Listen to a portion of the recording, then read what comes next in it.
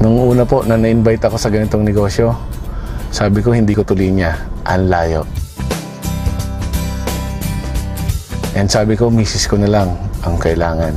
And nagustuhan ng misis ko, sabi ko, sige, tuloy mo na lang, susunduin na lang kita. Ang ginagawa ko, hinahatid sundo ko siya sa mga seminars, sa mga trainings. Kaso lang, kakasundo ko, kakapakinig ko ng mga seminar at orientation.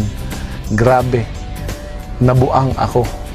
Sabi ko sa sarili ko, dito mababago yung buhay ko. Dito, magkakakotse ako. Dito, lahat ng pangarap ko makukuha. Pagsali ko po sa AIM Global, nagulat ako. Kala ko ganun kadali. Kala ko ganun kasimple. Kala ko lahat ng ibitahin ko sasali. And napakaswerte ko po. Ang dami kong kaibigang inimbita. Walang sumali. Sabi sa akin, ikaw na lang mauna. Sabi nung upline ko, karma-karma lang yan. Kasi ang tagal ko rin bago sumali. Grabe po. Sa sobra-sobra pong hirap, pagod, sakripisyo, hindi ko po alam na darating sa punto na mauubusan ka ng pamasahe. Yung lahat po palang sakripisyo na ginagawa mo, pabayaran, papalitan ng AIM Global. After 1 year na paghihirap, pagpapagod, nabigyan po ako ng bagong-bagong Honda Civic kulay black.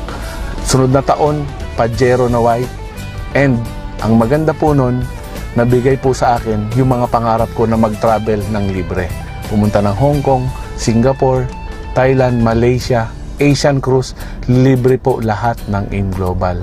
And ang pinakamaganda po nun, 2 beses na po akong nabigyan ng chance maging libreng pumunta sa Amerika. We're going to Las Vegas! To watch? To watch Manny Pacquiao!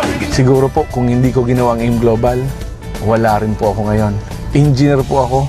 Yung tatrabahuhin ko ng 100 taon as engineer, sa 5 taon lang po binigay na sa akin ng AIM Global. After 5 years, hindi ko po pinangarap.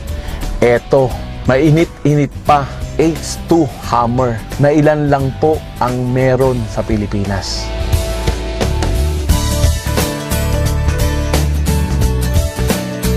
Global, number 1.